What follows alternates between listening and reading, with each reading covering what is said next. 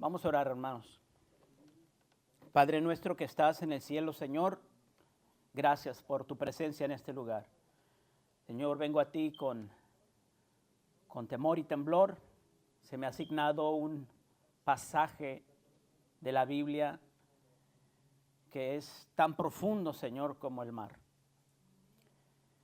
Hay verdades escondidas en este pasaje que no pudieran ni alcanzar las colinas, las faldas de las colinas de este mensaje. Pero no estoy solo, Señor. Tú has prometido estar conmigo todos los días hasta el fin del mundo. Y sé que el Espíritu Santo está no solamente conmigo, sino también en mí.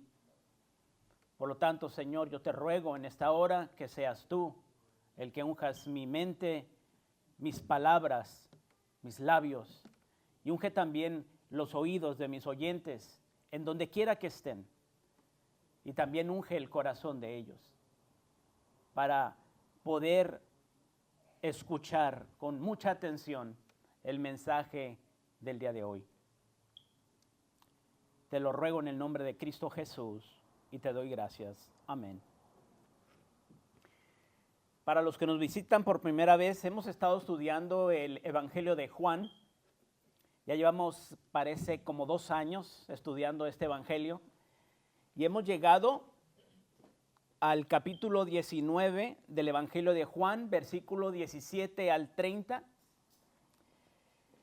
Se me ha asignado hablar de este tema tan importante que es la crucifixión de nuestro Señor Jesucristo. El tema o el nombre de esta predicación es Jesús satisfizo la ira de Dios.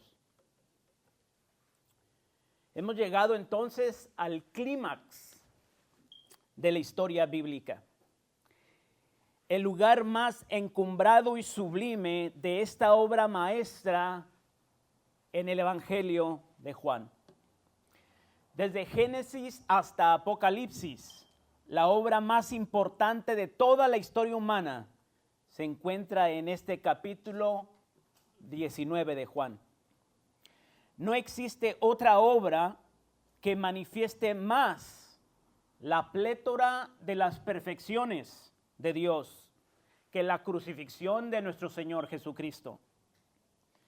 El sacrificio que Jesús hizo en la cruz será recordado por siempre y será el mayor combustible que encienda nuestros corazones para rendir adoración y alabanza a nuestro Señor y Salvador Jesucristo por los siglos de los siglos. Toda la historia, hermanos, se divide en 2.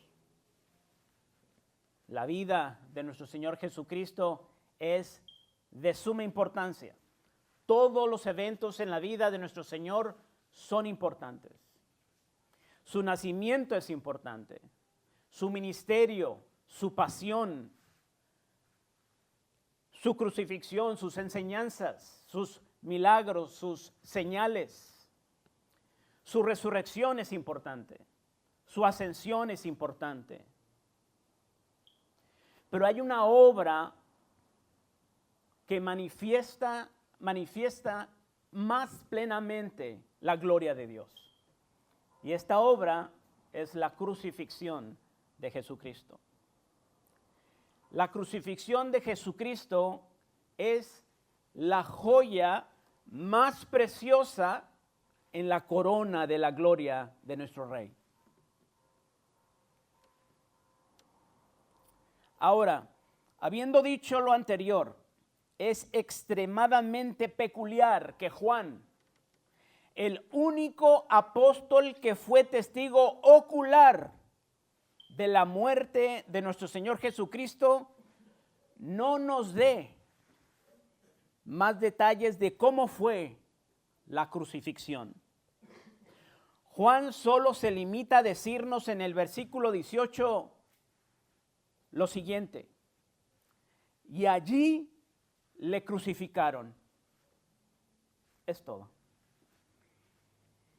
El evento más importante de toda la historia en la vida de nuestro Señor Jesucristo, el único testigo ocular en cuanto a sus apóstoles, solamente describe así la crucifixión de Jesús. Y allí le crucificaron. La información de cómo se llevaba a cabo la crucifixión la obtenemos de otras fuentes.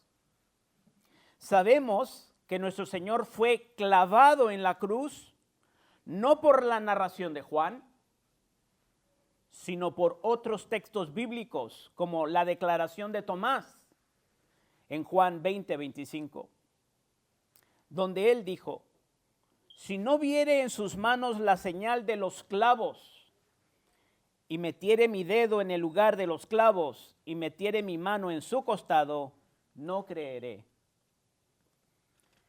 En la antigüedad, el Imperio Romano crucificaba a miles de personas, hermano. Era para asustar, amedrentar al imperio, a todos los países donde estaba reinando este imperio romano. Pero las crucifixiones variaban por mucho. Había crucifixiones que las hacían en un árbol, en una pared, en un palo vertical, en una X, en una T, en diferentes formas, en una muralla. Entonces, ¿cuál es la razón por la cual Juan no nos describe cómo? ¿Cómo fue la crucifixión de Cristo? Si es el evento más importante y él es el único que estaba allí en cuanto a los apóstoles. Recordemos que la intención de Juan no es registrar todos los detalles de la vida de Jesús, sino que el propósito de su evangelio es el siguiente. Él lo describe en Juan 20, versículos 30 al 31. Hizo además Jesús muchas otras señales en presencia de sus discípulos, las cuales no están escritas en este libro. Pero estas se han escrito para que creáis que Jesús es el Cristo, el Hijo de Dios, y para que creyendo tengáis vida en su nombre. Este es el propósito del Evangelio de Juan. No es redactar todos los datos finos o minuciosos de la vida de Jesús. Él mismo lo declara: si yo hiciera eso, no cupieran los libros en el mundo. Entonces, él seleccionó con un propósito lo que él escribió en este libro. Entonces, estudiemos juntos esta obra gloriosa de nuestro Señor, teniendo este propósito espiritual en mente. Acompáñenme en el capítulo 19, versículo 17.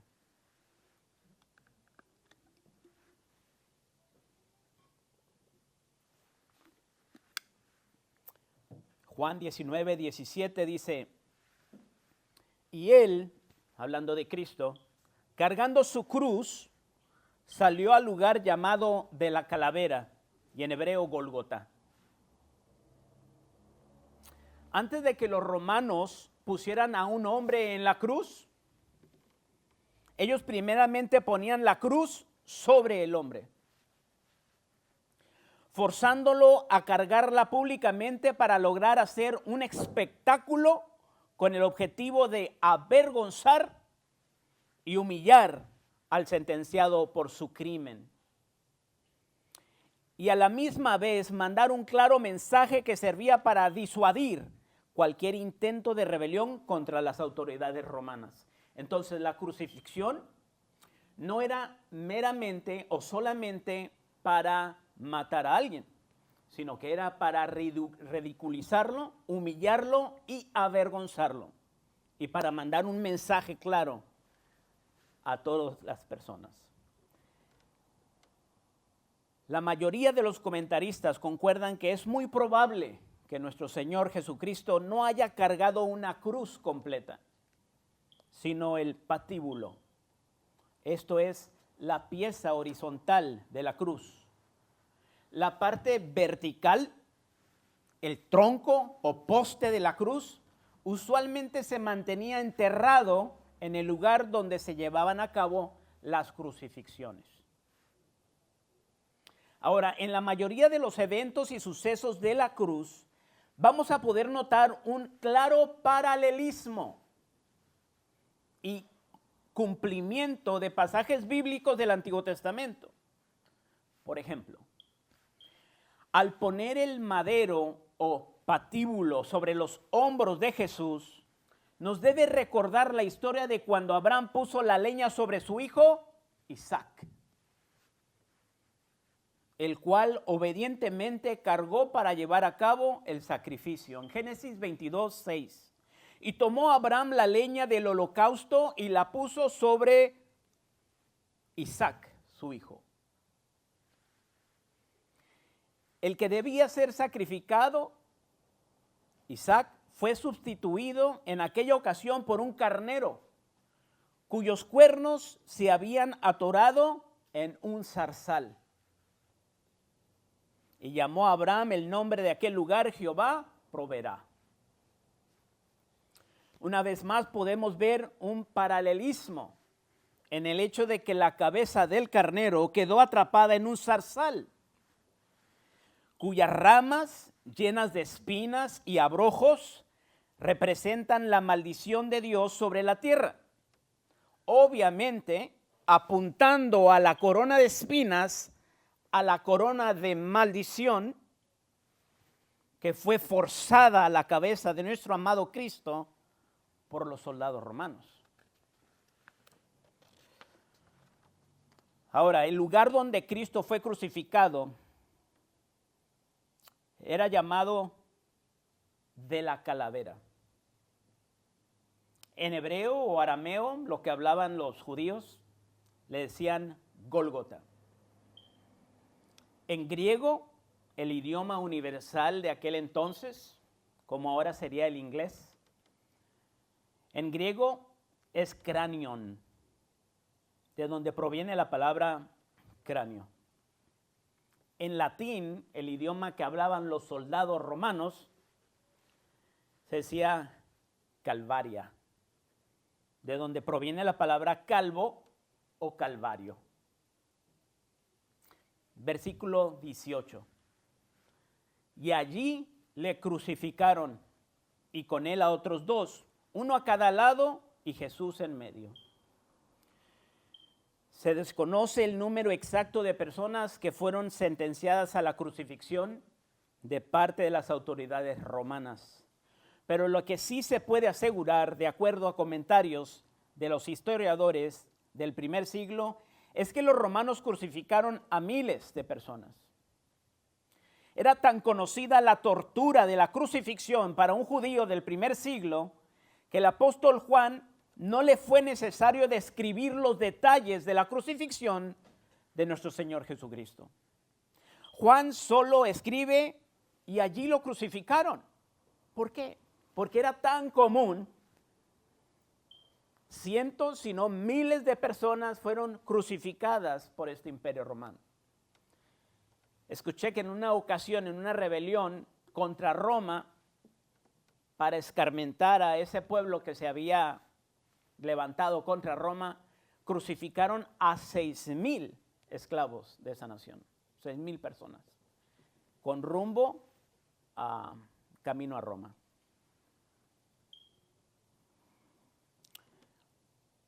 Entonces, esa es una de las razones por las cuales tal vez Juan no entra en detalles finos de la crucifixión, porque en aquel entonces todos sabían que era la crucifixión. Lo miraban. Crucificaban a la gente en las calles públicas, donde toda la gente lo podía ver. Niños, niñas, mayores, hombres, de todo. Otra razón quizás por la cual los evangelios no registran los detalles de la cruz era porque el sufrimiento más grande de Jesús no fue físico, sino emocional y espiritual.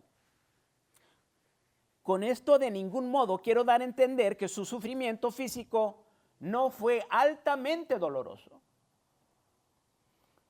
Al llegar al lugar de la crucifixión, las personas eran acostadas sobre el patíbulo y los brazos de la persona eran jalados y estirados a más no poder. Cuando los brazos no podían estirarse más, los clavaban en el madero de tal forma que cuando levantaban a la persona, la caída natural y el peso del cuerpo resultaba en la dislocación o desarticulación de los hombros y los codos, intensificando e incrementando aún más el sufrimiento en la cruz. Esto concuerda con lo dicho por el rey David, hablando de Cristo. En el Salmo 22:14 dice: he sido derramado como aguas y todos mis huesos se descoyuntaron. El político y filósofo romano Cicerón consideró la crucifixión como el castigo más cruel y aterrador que podía existir. La sola palabra cruz debería estar muy alejada no solo del cuerpo de un ciudadano romano, sino también de sus pensamientos, de sus ojos, de sus oídos.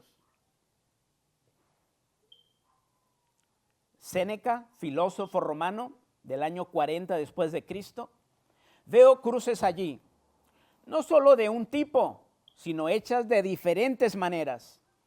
Algunas tienen a sus víctimas con la cabeza hacia el suelo, otras empalan sus partes íntimas, otras les extienden sus brazos. De acuerdo con el doctor William Edwards, en la revista de la Asociación Americana de Medicina, describe que la muerte por crucifixión podía resultar por diferentes razones. 1. Shock por pérdida de sangre. 2. Cansancio extremo que imposibilita la respiración. 3. Deshidratación. 4. Un ataque al corazón inducido por niveles muy altos de estrés. O 5. Insuficiencia cardíaca congestiva, que llevaría a la persona a sufrir una ruptura del músculo cardíaco. Si la víctima no moría por estas causas, sus piernas eran quebradas para que le fuera imposible respirar y muriera por asfixia. Versículo 19. Escribió también Pilato un título que puso sobre la cruz, el cual decía: Jesús Nazareno, Rey de los Judíos. De acuerdo con las costumbres romanas, al que era sentenciado a la crucifixión se le colgaba un letrero en el cuello que anunciaba su delito mientras cargaba el patíbulo hasta el lugar de la crucifixión. Posteriormente, el letrero era clavado en la parte alta de la cruz para que todos pudieran ver el crimen cometido por el crucificado. La ausencia de la descripción de un delito en el título puesto en la cruz de Jesús anuncia claramente su inocencia. El título decía su nombre y un título. No decía qué crimen había cometido. Jesús Nazareno, Rey de los Judíos. A los dos lados de Jesús había otras dos personas, crucificadas con un título cada uno de ellos que quizás decían los nombres de cada uno de ellos y sus crímenes. Insurrectos, ladrones, asesinos. A diferencia de estos dos títulos que describían los delitos de los sentenciados, el título de Jesús no describía ningún delito, porque Poncio Pilato, recuerda, no halló ningún delito en él. Lo declaró 3 veces. No hallo ningún delito en él. El título de Jesús describía lo que realmente es el Rey de los Judíos. Y esto no es ningún delito, sino un hecho verídico. A los otros dos los crucificaron por lo que hicieron, por sus delitos. Pero a Jesucristo lo crucificaron por quien Él es. Versículo 20. Y muchos de los judíos leyeron este título, porque el lugar donde Jesús fue crucificado estaba cerca de la ciudad. Y el título estaba escrito en hebreo, en griego y en latín. Los romanos aseguraban que las crucifixiones fueran ejecutadas en áreas públicas y bien concurridas, para que todos en la ciudad miraran lo que les pasaba a los que se rebelaban o desobedecían la ley romana. La crucifixión de Jesús no fue la excepción, ya que fue a las afueras de la ciudad de Jerusalén, pero en un lugar no muy lejano, para que todas las multitudes que venían a la fiesta de la Pascua pudieran ver a los crucificados y sirviera de escarmiento a todos los habitantes de Israel. Recuerda que estaban celebrando la Pascua. Y a estas fiestas venían miles y miles y miles de personas, ¿verdad? La Pascua, los tabernáculos, la fiesta de los tabernáculos, el pan sin levaduras, todas estas fiestas eran muy concurridas. Era una obligación para un judío ir a estas fiestas presencialmente hasta la ciudad de Jerusalén. Por lo tanto, había muchísima gente, multitudes. Versículo 21. Dijeron a Pilato los principales sacerdotes de los judíos: no escribas rey de los judíos, sino que él dijo: soy rey de los judíos. Para los principales sacerdotes, Jesús no representaba a aquel Mesías victorioso y conquistador que ellos esperaban. Por lo tanto, sentían vergüenza el ser asociados con un rey tan débil, patético y además crucificado. Los líderes religiosos prefirieron el yugo del emperador romano cuando de sus propios labios dijeron: nosotros no tenemos más rey que César. Es por esto que le dijeron a Poncio Pilato: no escribas que Jesús es nuestro rey, sino que él se proclamó rey de los judíos. Versículo 22. Respondió Pilato: lo que he escrito, he escrito. Finalmente, Pilato demuestra un poco de valentía para declinar las exigencias de los líderes religiosos y dijo: lo que he escrito, he escrito. Aunque la intención de Pilato era molestar y ridiculizar a los líderes religiosos, Dios soberanamente usó este título para anunciar a todo el mundo la verdadera identidad de Jesús. Por un lado, podemos ver su humildad al ser asociado con la humilde provincia de Nazaret, y por otro lado podemos ver su majestad al ser llamado el Rey de los judíos. Versículo 23. Cuando los soldados hubieron crucificado a Jesús, tomaron sus vestidos e hicieron 4 partes, una para cada soldado. Tomaron también su túnica, la cual era sin costura, de un solo tejido de arriba a abajo. Toda crucifixión era supervisada por soldados romanos para guardar el orden y para llevar a cabo la sentencia del gobernador Poncio Pilato. En esta ocasión, dado que Jesús era un personaje muy popular y dado que era la fiesta de la Pascua, la cual había traído a miles y miles de peregrinos a Jerusalén, un centurión romano junto con otros soldados fueron asignados para supervisar la crucifixión de nuestro Señor Jesucristo. Cuando estos soldados crucificaron a Jesús, tomaron sus últimas pertenencias, incluyendo su ropa más interior llamada túnica, y se la jugaron entre ellos para no romperla. En esta escena, hermanos, podemos ver claramente que a estos soldados no les importaba en lo más mínimo la persona ni los sufrimientos de Jesús. sino solamente lo que podían lucrar o sacar de ganancia para ellos mismos. Es muy decepcionante cuando una persona se acerca a ti, no porque le interesa tu bienestar o le intereses como persona, sino para abusar y tomar ventaja de ti.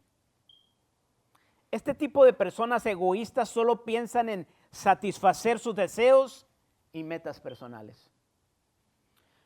Pero no les interesa tu amistad o tu persona, solamente quieren lo que tú les puedes dar. Sabemos por medio de los evangelios que nuestro Señor tuvo que soportar este tipo de comportamiento egoísta de parte de muchas personas que solo lo procuraban para obtener de Él una señal, un milagro, algún favor, alguna sanidad, algún consejo, dinero, alguna importante posición en el reino mesiánico, popularidad, poder, fama, prestigio, protección, bendición, la vida eterna. ¿Recuerda al joven rico? Él no quería estar con Jesús. Él nomás le pregunta ¿qué? ¿Qué debo hacer para heredar la vida eterna? Eso es lo que me importa, ¿verdad? Los beneficios, los regalos, los dones que Dios me puede dar, las dádivas. Eso es lo que yo quiero de Jesús. Pero a Jesús yo no lo quiero. Como en el caso de estos soldados romanos que solamente querían sus ropas. A Jesús no les importaba. Me pregunto cuántos de nosotros buscamos a Jesús con las intenciones equivocadas, buscando nuestra propia satisfacción. Te recuerdo, hermano, que nosotros debemos acercarnos a Cristo por amor y con toda sinceridad, de conocer más de su persona, de su palabra, de su carácter, de sus perfecciones. Disfrutar de su tierna y amorosa compañía por medio del Espíritu Santo. No caigamos en el mismo error que estos soldados romanos que teniendo los sentidos cauterizados se conformaron con las cosas materiales que pudieron obtener de Jesús. Existe mucha gente en las iglesias que son como estos soldados romanos, que pueden estar al pie de la cruz, a un paso de la persona más valiosa de todo el universo, la persona de nuestro Señor Jesús, pero no lo pueden ver o deciden menospreciarlo y se conforman con las migajas materiales que pueden obtener de este Cristo crucificado. Tengamos un amor, una reverencia y deseo sincero por conocer su palabra y disfrutar su amorosa presencia en nuestras vidas. Versículo 24. Entonces dijeron entre sí, no la partamos, hablando de la túnica, sino echemos suerte sobre ella, a ver de quién será. Esto fue para que se cumpliese la escritura que dice, repartieron entre sí mis vestidos y sobre mi ropa echaron suertes. Y así lo hicieron los soldados. En el día de la crucifixión de Jesús había todo tipo de personas en ese lugar, en el Gólgota. Había gente rica, pero también pobre. Había gente religiosa, pero también no religiosa, secular. Gente creyente, pero también incrédulos. Gente que amaba a Jesús, pero también gente que lo odiaba. Había gente que realmente estaba sufriendo, pero también gente que estaba disfrutando el dolor de Cristo. Había gente que lloraba, pero también gente indiferente al dolor de Jesús. En este versículo podemos ver la indiferencia del corazón cauterizado de los soldados romanos. Estos soldados quizás habían crucificado a cientos de hombres. Era algo cotidiano, del diario vivir, era su trabajo. Era parte de sus obligaciones laborales. Los soldados están completamente desconectados emocionalmente de los gritos de dolor de las víctimas sacrificadas, crucificadas, que no se tientan en el corazón ni siquiera en despojar a Jesús de su ropa más íntima y dejarlo desnudo y en completa humillación y vergüenza en la cruz. La túnica, la ropa que no quisieron romper, esa era la ropa interior, era lo más íntimo, y esa también se la quitaron y se la jugaron para ver quién se iba a quedar con esa túnica. Mientras los crucificados están sufriendo el dolor más intenso y brutal de sus vidas, los soldados están jugando un juego de azar para ver quién se quedaba con la túnica de nuestro Señor Jesús. Me pregunto cuántos de nosotros podemos también de igual manera apagar nuestros sentimientos y emociones y no sentir nada al ver a nuestro Señor crucificado. ¿Cuántos de nosotros hemos vituperado la sangre de nuestro Señor con nuestra lejanía, frialdad e indiferencia, prefiriendo complacer nuestros deseos carnales antes de acercarnos más y más a Él? Versículo 25.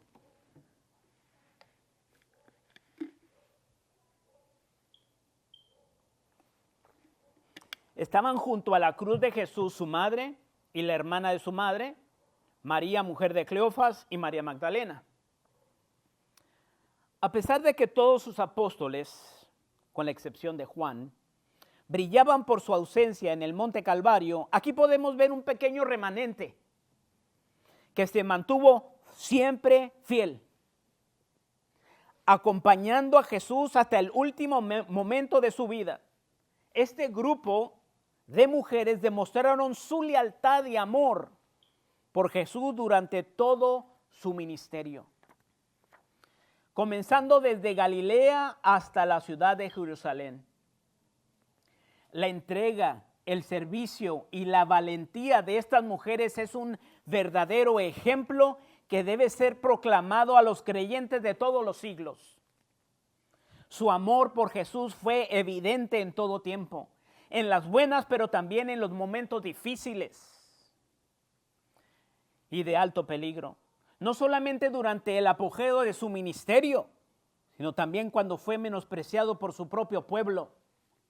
En la plenitud de su vida, pero también en su muerte, sepultura y resurrección. Cuando todo parecía perdido, cuando sus propios apóstoles estaban escondidos por miedo a las autoridades romanas, estas mujeres demostraron su denuedo y fueron recompensadas por ello, ya que fueron unas de las primeras en presenciar a Jesús resucitado. Aunque el amor de estas mujeres es digno de ser aplaudido, entre el grupo había una mujer que amaba a Jesús de una manera que nadie jamás experimentará. María, la madre de nuestro Señor Jesucristo, estaba paralizada emocionalmente por lo que estaba presenciando con sus propios ojos. El dolor incalculable que una madre puede sentir por un hijo que está siendo atormentado no se puede explicar. Pero todos los que tenemos hijos podemos imaginar el gran dolor que María experimentó ese día. Cuando María y José trajeron a su recién nacido hijo Jesús al templo para presentarle al Señor, un hombre justo y piadoso llamado Simeón miró al bebé, lo tomó en sus brazos y lo bendijo. Pero también dijo lo siguiente a María en Lucas 2, 34 al 35.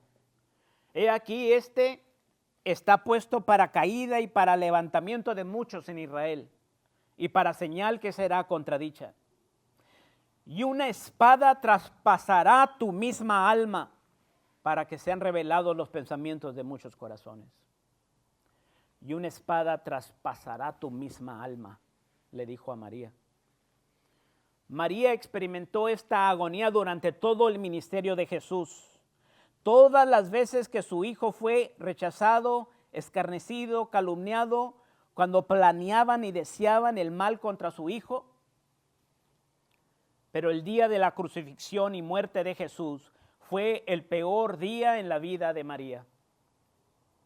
Cuando esta profecía de Simeón se cumplió al pie de la letra, cuando una espada de intenso dolor traspasó su alma. De todas las personas que estaban al pie de la cruz, no había una persona que estuviera sufriendo más que la propia madre de Jesús. Puedo asegurarles sin miedo a equivocarme que al pie de esa cruenta cruz no había nadie que amara más a Jesús que su madre María. De la misma manera puedo asegurarles que no existe nadie en todo el universo que amaba más a María que el que estaba dando su vida por ella en la cruz del Calvario. Es por este inmenso amor y respeto que Jesús sentía por su madre, que a pesar de que estaba sufriendo la ira del Todopoderoso para el beneficio espiritual de su madre, Él todavía se preocupa no por sí mismo, sino por el cuidado, protección y el bienestar físico, no solamente espiritual, físico de su madre. Cumpliendo así el cuarto mandamiento de la ley de Moisés cuando dice en Éxodo 20:12, honra a tu padre y a tu madre. Escuche cómo Jesús se asegura que su madre María quede protegida en las buenas manos de su amigo y amado discípulo Juan. Versículo 26. Cuando vio Jesús a su madre y al discípulo a quien él amaba, que estaba presente, dijo a su madre, mujer, he ahí tu hijo. Como si Jesús le dijera a su madre María, no llores ni te aflijas, porque he ahí tu nuevo hijo, y estoy seguro que él te cuidará y te amará por el resto de tus días como si estuviera cuidando de mí mismo. Todo este tiempo que ha estado conmigo, he preparado su corazón para esta nueva misión, amándolo hasta el fin, para que él también te pueda amar hasta el fin, como lo ha demostrado conmigo al pie de esta cruz. Muchos se preguntan, pues, ¿por qué no se lo encargó a sus demás hermanos, verdad? ¿Tenía más hermanos Jesús, hermanas? ¿Mande? Sí, hermanos carnales, medios hermanos. ¿Por qué no se los dejó encargar María a ellos? En primer lugar, porque no eran creyentes, ¿verdad? Creyeron hasta después de la resurrección, algunos de ellos. Y como dije, el Señor estaba adiestrando, estaba entrenando el corazón de Juan hasta el último, amándolo hasta el fin, amándolo hasta lo máximo, dice la palabra de Dios, que Jesús amó a sus discípulos. ¿En qué mejores manos, verdad? 27. Después dijo al discípulo, he ahí tu madre. Y desde aquella hora el discípulo la recibió en su casa. Versículo 28. Después de esto, sabiendo Jesús que ya todo estaba consumado, dijo, para que la escritura se cumpliese, tengo sed. Primeramente podemos ver en este versículo la omnisciencia de Jesús, que aún estando agonizando en la cruz, Él está en pleno conocimiento de que su obra ha sido ya cumplida. Él todavía muestra total lucidez y control de todas las cosas que debían de cumplirse. Son muchos los factores que se pudieran enumerar que produjeron en Jesús una sed física. Jesús, por causa de su agotamiento físico, por no haber dormido, comido ni bebido agua, tuvo sed. Agregado a esto, Jesús sufrió la tortura de la flagelación romana y crucifixión. Además, cargó también el travesaño de la cruz bajo el calor del día, lo cual resultó en la pérdida de una gran cantidad de sangre y sudor. Sumando y tomando en cuenta todos estos sufrimientos, es innegable que Jesús tuviera su boca seca por la gran cantidad de líquido que había abandonado su cuerpo. Era totalmente normal que un hombre tuviera sed después de haber pasado por estas extraordinarias y agobiantes circunstancias. Pero Jesús no solamente sufrió sed física en la cruz del Calvario, sino que podemos estar seguros que Jesús experimentó una sed espiritual infinitamente más agobiante y desesperante. Los sufrimientos físicos de Jesús fueron totalmente reales, en un cuerpo totalmente real, como el de cualquiera de nosotros. Y no podemos disminuir la crueldad de la flagelación ni el dolor causado por la crucifixión. Pero al añadir una naturaleza humana a su naturaleza divina, Jesús también tenía un lado emocional, espiritual. Por lo tanto, el sufrimiento de nuestro Señor Jesús no se limitó solamente a su cuerpo, sino que también sufrió emocional y espiritualmente. Jesús mismo da testimonio de su dolor emocional y espiritual antes de sufrir los tormentos físicos de la flagelación y de la cruz. Cuando en Mateo 26, 37 al 39, y leo desde la Nueva Traducción Viviente, dice: se llevó a Pedro y a los hijos de Zebedeo, Santiago y Juan, y comenzó a afligirse y a angustiarse.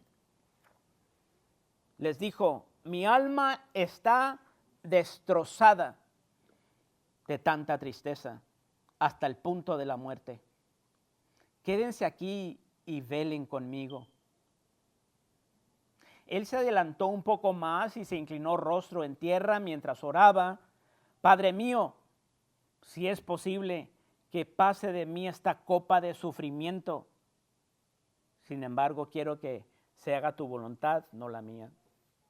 Jesús ya estaba sufriendo emocionalmente, espiritualmente, antes de ser azotado. El contexto describe un estado de gran aflicción y sufrimiento emocional.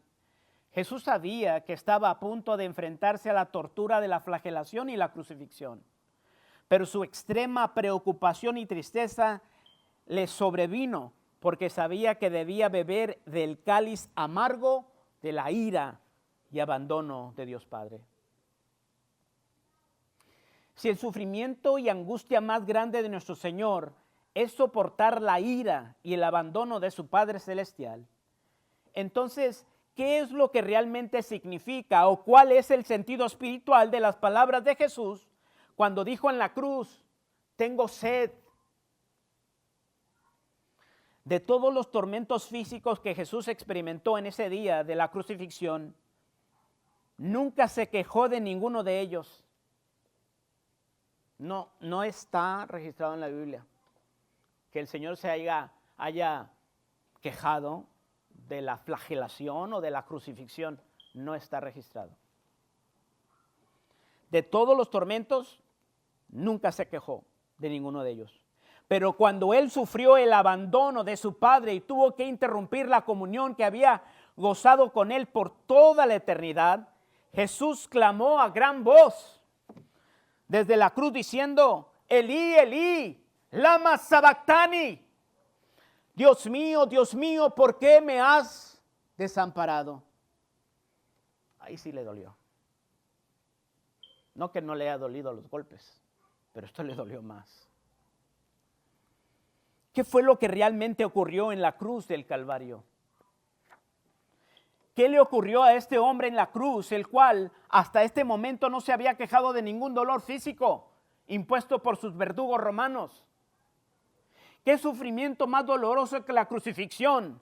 causó que este hombre irrumpiera en clamor a Dios. Este hombre valiente, el cual es descrito por el profeta Isaías como angustiado él y afligido, no abrió su boca. Como cordero fue llevado al matadero y como oveja delante de sus trasquiladores, enmudeció y no abrió su boca. ¿Qué es lo que realmente significa que Dios haya desamparado a Jesús en la cruz del Calvario? El apóstol Mateo describe en el capítulo 27 de su evangelio que el cielo se oscureció.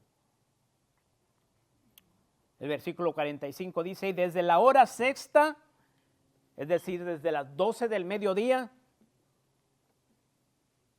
hubo tinieblas sobre toda la tierra hasta la hora novena, es decir, las 3 de la tarde. Cerca de la hora novena, de las 3 de la tarde, Jesús clamó a gran voz diciendo, Elí, Elí, lama sabactani. Esto es, Dios mío, ¿por qué me has desamparado? En estas 3 horas Jesús tuvo que llevar el pecado de todo su pueblo, el abandono de su padre y pagar las consecuencias de la maldición de la ley, soportando la ira acumulada de Dios. Miremos el dolor de llevar el pecado. Aparte de ser atormentado físicamente, Jesús tuvo que sufrir un dolor aún más horrible. Jesús soportó el dolor psicológico de llevar la culpa de todos nuestros pecados.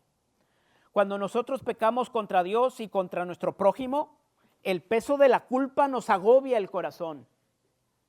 Y hay un sentimiento amargo de separación, una lejanía fría y distante de nuestro Dios. Es más, entre más crecemos en santidad como hijos de Dios, más intensamente sentimos esta repulsión contra el mal. Jesús era perfectamente santo. Él no solamente aborrecía el pecado con todo su ser, sino que le daba asco el pecado. En nuestra condición pecaminosa nosotros vivimos en pecado y nuestro pan diario es el pecado. Como dice Paul Washer, nosotros bebemos el pecado como si fuera agua. Aunque Jesús odia el pecado, sin embargo, en obediencia al Padre y por amor a nosotros, llevó sobre sí todos los pecados de su iglesia. Imagina a Jesús llevar sobre sí tu sucio y asqueroso pecado. Y no solamente tu pecado, sino tu culpa por ese pecado. Y tus trapos de inmundicia sobre su santo ser. Todo lo que Jesús aborrecía profundamente y con todo su ser, todo aquello que le producía asco y repulsión de tu persona, fue vertido por completo en él. Isaías 53:6, desde la Biblia Dios habla hoy, dice, todos nosotros nos perdimos como ovejas, siguiendo cada uno su propio camino, pero el Señor cargó sobre él la maldad de todos nosotros. Ese es el dolor de cargar el pecado. Al Señor le producía asco el pecado. Y lo tuvo que cargar. Miremos el dolor del abandono. En la primera parte del sermón miramos el dolor físico, ¿no? Ya miramos el dolor de cargar el pecado. Miremos el dolor del abandono. ¿Cuál abandono? Pues el abandono de sus amigos y el abandono de Dios. El dolor físico de la crucifixión y el dolor de llevar sobre sí nuestros pecados fue intensificado por el hecho de que Jesús enfrentó solo todo ese dolor. En el huerto del Getsemaní, sus apóstoles más íntimos, Pedro, Jacobo y Juan, se quedaron dormidos, dejándolo solo en el momento de más necesidad. Igualmente, durante su arresto, todos sus discípulos lo abandonaron, dejándolo solo una vez más. Pero mucho peor que el abandono de sus más íntimos amigos fue el hecho de que Jesús fue privado de la intimidad con el Padre, que había sido el gozo más profundo de su corazón durante toda la eternidad y también durante toda su vida terrenal. ¿Recuerda usted qué es lo que más hacía Jesús?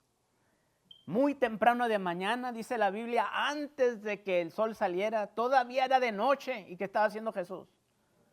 Orando en comunión con su Padre. Él amaba a su Padre y Él estaba siempre en comunicación con Él. Y ahora Él es privado de esa intimidad por nuestras culpas.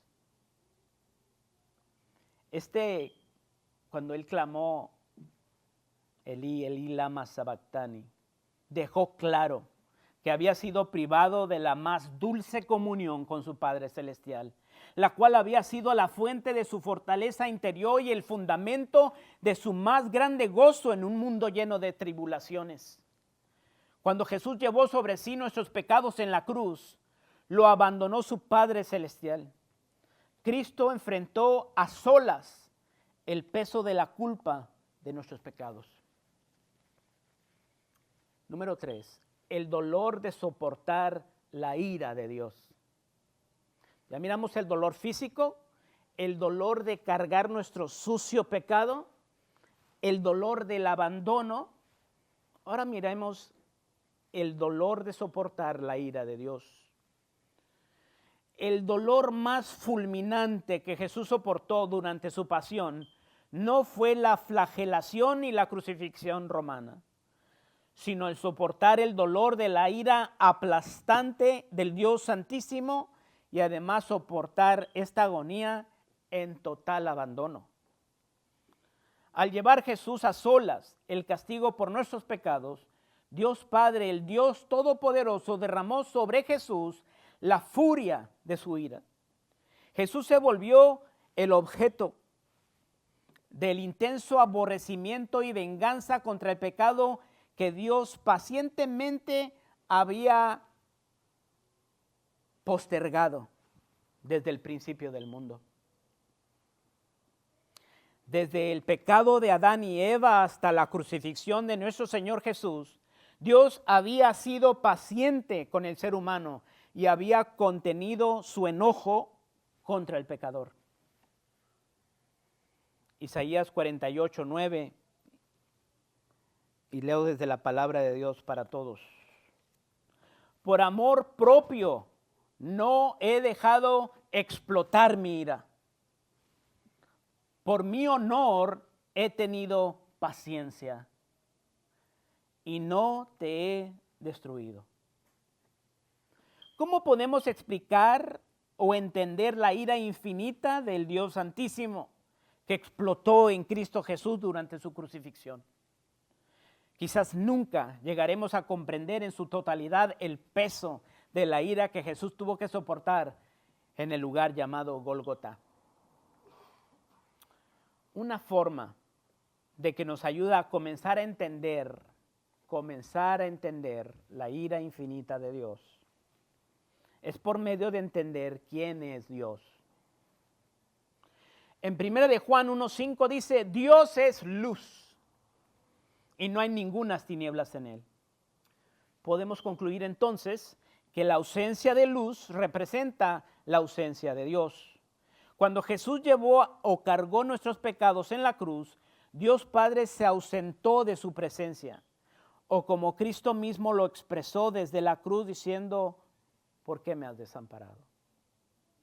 En la cruz, la luz de la presencia de Dios abandonó completamente a Jesús, dejándolo completamente en tinieblas. Mateo 27:45 lo describe de la siguiente manera. Y desde la hora sexta hubo tinieblas sobre toda la tierra hasta la hora novena. Otra forma que podemos comenzar a comprender lo que representa la ausencia de Dios o la ira de Dios es sabiendo que Dios es la fuente de agua viva. Por ende, la ausencia de Dios se manifiesta como un desierto, donde no hay agua ni vida. Donde la ausencia de agua viva, es decir, ríos de agua viva, son reemplazados por pozos, contenedores o cisternas.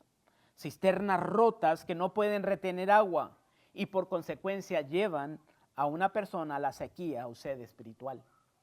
Escuche lo que dice Jeremías capítulo 2, versículos del 10 al 13. Considerad cuidadosamente y ved si se ha hecho cosa semejante a esta, dice el Señor por medio de Jeremías. ¿Acaso alguna nación ha cambiado sus dioses, aunque ellos no son dioses? Sin embargo, mi pueblo ha trocado, ha cambiado, ha intercambiado su gloria, es decir, Dios, por lo que no aprovecha. Espantaos cielos sobre esto y horrorizaos, desolaos en gran manera, dijo Jehová, porque dos males ha hecho mi pueblo. Me dejaron a mí, fuente de agua viva, y cavaron para sí cisternas rotas que no retienen agua. Ahora, ¿cómo puede ser posible que Jesús, siendo Él mismo la fuente de agua viva, pudo decir desde la cruz, tengo sed? El Señor intercambió tu sed espiritual por su manantial de agua viva. Jesús sufrió la sed eterna que tú mereces para poder ofrecerte la fuente de agua viva, tal como lo dijo en Juan 7:37 y 38. En el último y gran día de la fiesta de los tabernáculos, Jesús se puso en pie y alzó la voz, diciendo, si alguno tiene sed, venga a mí y beba. El que cree en mí, como dice la Escritura, de su interior correrán ríos de agua viva. ¿Qué fue lo que realmente sucedió en la cruz? Si observamos detenidamente los acontecimientos de la cruz, descubriremos que Jesús pronunció estas palabras exactamente después de que había sufrido el abandono de su Padre Celestial. Después de haber caminado y soportado solo un desierto sin la fuente de agua viva, es decir, sin la comunión de su Padre Celestial. Jesús sufrió el tormento de la sed física que tú merecías, la cual fue experimentada por el hombre rico. Aquel hombre rico de Lucas 16:24, ¿recuerdas? Que dando voces dijo, Padre Abraham, ten misericordia de mí y envía a Lázaro para que moje la punta de su dedo en agua y refresque mi lengua, porque estoy atormentado en esta llama.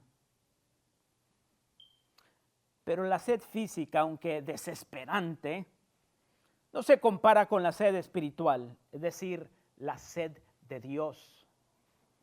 ¿Qué fue realmente lo que impulsó a Jesús a decir, tengo sed? Pienso que la interrupción de la comunión con su Padre Celestial, el cual es la fuente de agua viva, fue lo que realmente causó esta insoportable sed de Dios en nuestro Señor Jesucristo. Hasta este punto en el proceso de la crucifixión, Jesús ha soportado todo tipo de tortura física.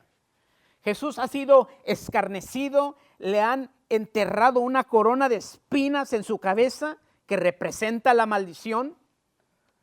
Lo han golpeado con puño cerrado y con una vara en la cabeza. Lo han abofeteado, escupido, azotado con un flagelo romano hasta desgarrar completamente su cuerpo. Le han dislocado sus huesos y lo han clavado en una cruz perforando sus manos y sus pies. Pero todo este sufrimiento físico no lo ha impulsado a abrir su boca para quejarse, sino hasta que el Padre le abandona en la cruz por 3 largas horas, desde las 12 del mediodía hasta las 3 de la tarde. Es al final de estas 3 horas de completa soledad, en las cuales Jesús ha sido destituido o privado de la dulce comunión con su Padre, que clama a gran voz, ¿por qué me has desamparado? Posteriormente a esto, y al haber sido privado de la fuente de agua viva,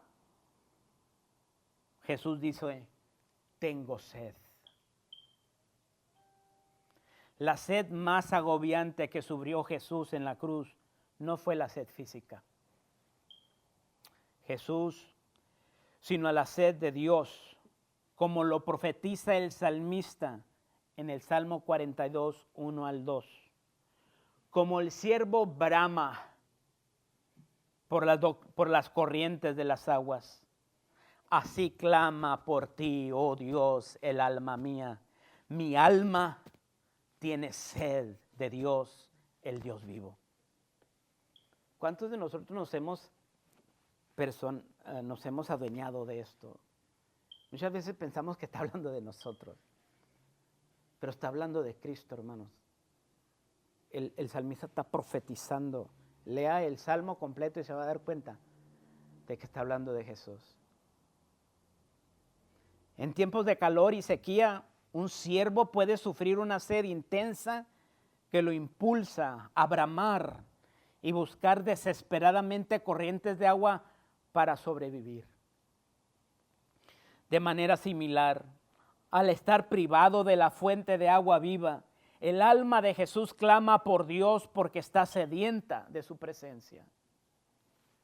El juicio y la ira de Dios, las cuales fueron representadas con las densas tinieblas que llenaron toda la tierra ese día, y también con la sed que experimentó Jesús en la cruz, cayeron sin piedad en el Hijo de Dios.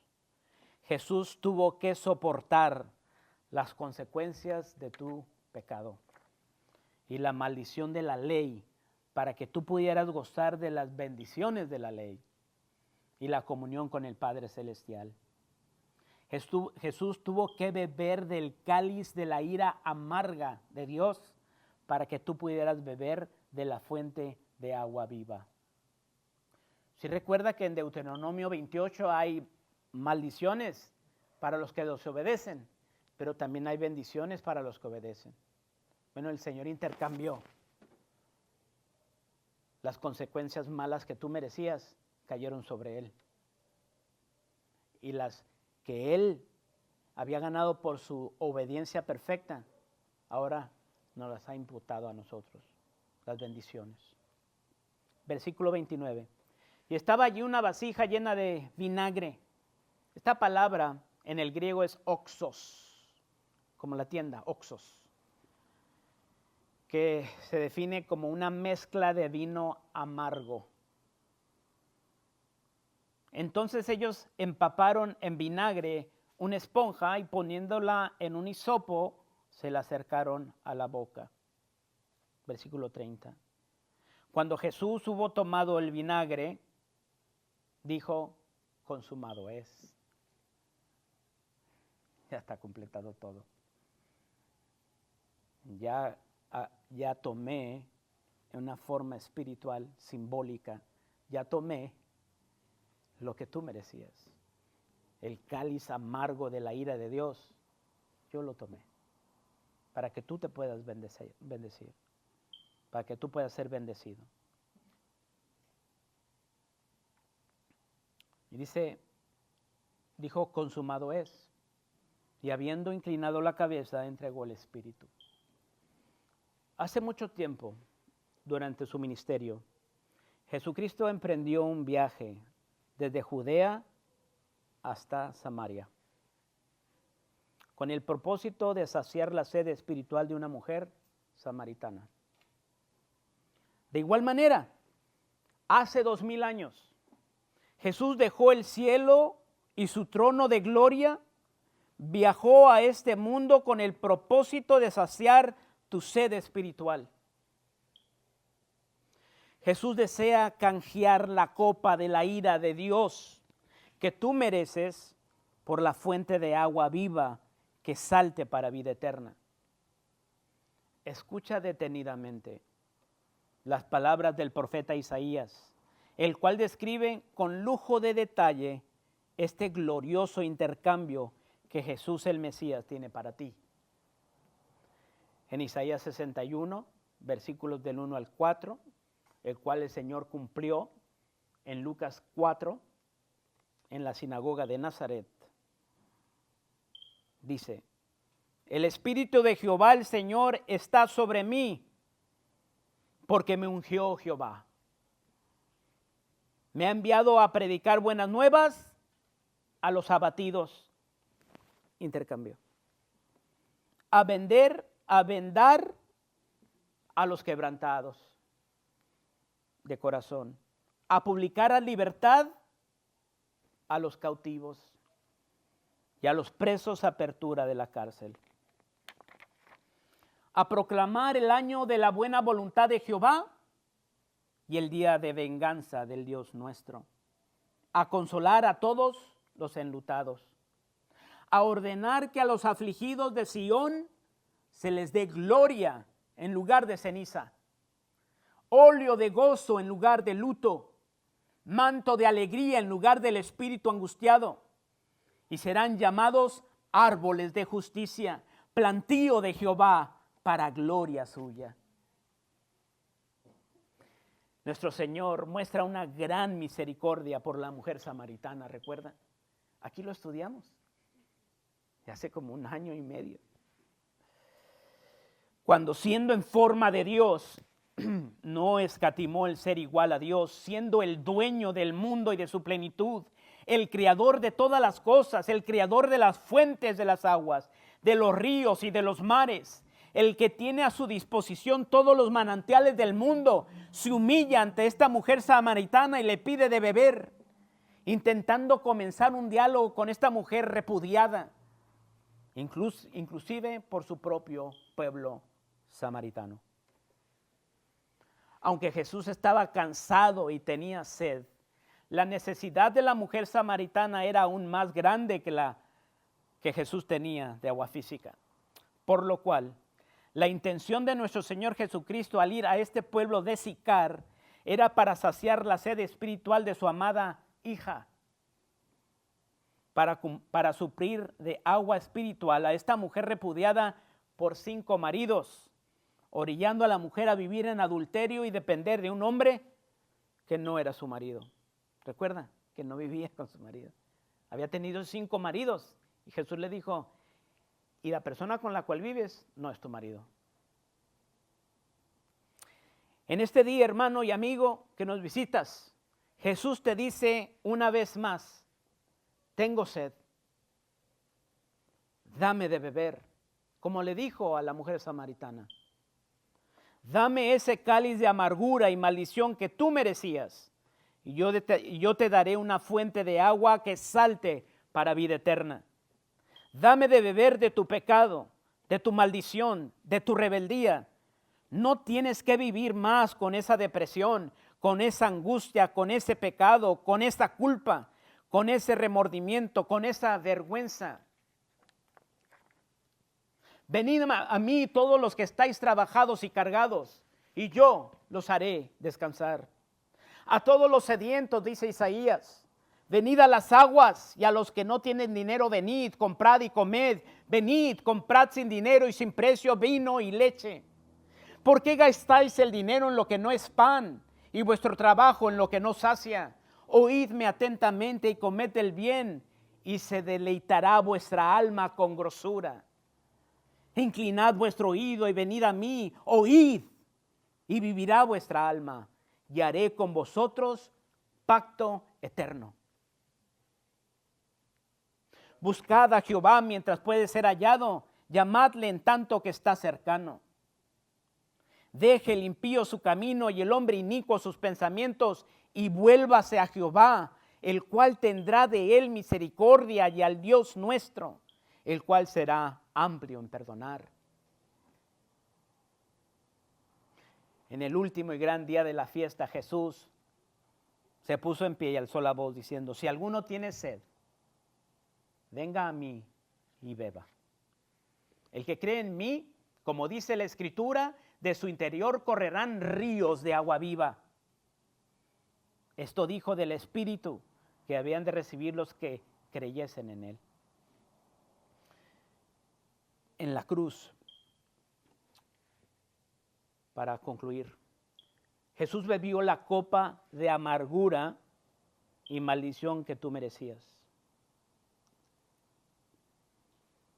Y en intercambio, Él te ofrece una fuente de agua que salte para vida eterna.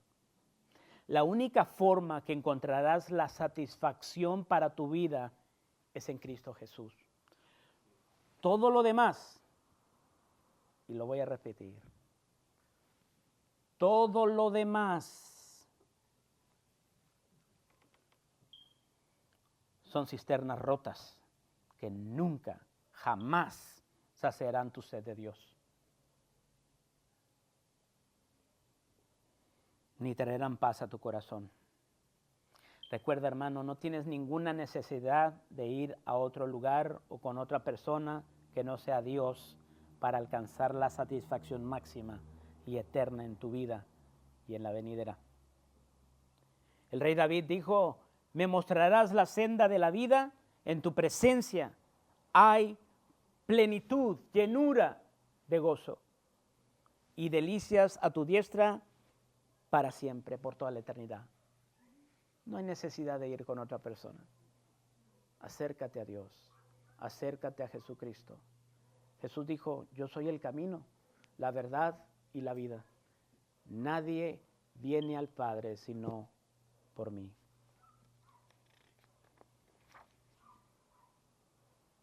Versículo 30, una palabra sumamente importante que Jesús declaró. Cuando dice, cuando Jesús hubo tomado el vinagre, dijo, consumado es. Esta palabra en griego es tetelestai, lo que quiere decir completamente pagado. Era una palabra, un vocablo mercantil o en cuanto a contabilidad o la economía. Cuando era pagado en su totalidad algo, tetelestai. Nosotros, hermanos, tenemos una enorme deuda con Dios que jamás la vamos a alcanzar a pagar. Pero hay una persona que pudo pagarla. Ese nombre se llama Jesús. Jesús dijo desde la cruz, tetelestai, pagado por completo. Ahora algo muy curioso que encontramos en la siguiente frase. Él dice, consumado es, y habiendo inclinado la cabeza, entregó el Espíritu. Por medio de otros evangelios, nos dice que el Señor, al pronunciar consumado es, Él acabó y pagó todo, ¿verdad? La muerte, nuestro pastor estaba hablando la semana pasada de que la muerte reina en el ser humano. Y es cierto. Pero quiero decirles y que quede muy claro que aunque la muerte reina entre los seres humanos, el que reina es Dios. Sí, el ser humano perdió ese privilegio y por medio de Adán pecó y la muerte entró por medio del pecado de Adán. Pero una pregunta, ¿Jesús nació en pecado? ¿Cometió pecado Jesús? No. ¿Tenía poder la muerte sobre Jesús? No. A lo mejor cuando cargó todos los pecados de nosotros, sí tenía poder sobre él. Pero él salió victorioso. Él atravesó el desierto de la soledad, de las consecuencias de nuestro pecado, de nuestra maldad. Y él dice, consumado es. Y no se murió. Todavía está vivo. ¿Qué tan vivo está? Permítame. ¿Qué tan vivo está Jesús? Dice Lucas 23:46. Entonces Jesús, clamando a gran voz, dijo, Padre, en tus manos encomiendo mi espíritu. Y habiendo dicho esto, inclinando la cabeza, dice Juan, entregó el espíritu. La muerte no reina con Jesús. Él pagó. Él dijo, consumado es. Ya pagué todo y sigo vivo. ¿Usted recuerda las palabras de Jesús en Juan capítulo 10 cuando dijo, a mí nadie me quita la vida? Yo de mí mismo, yo tengo poder. Yo de mí mismo pongo mi vida. A mí nadie me la quita. Yo de mí mismo la pongo. Tengo poder para ponerla y tengo poder para volverla a tomar. A Jesús nadie le quitó la vida. Ni Satanás, ni la muerte, ni nadie. Él entregó su vida en la cruz del Calvario. Amén, hermano. Dé gracias a Dios por la vida de Jesús, hermanos. Amén.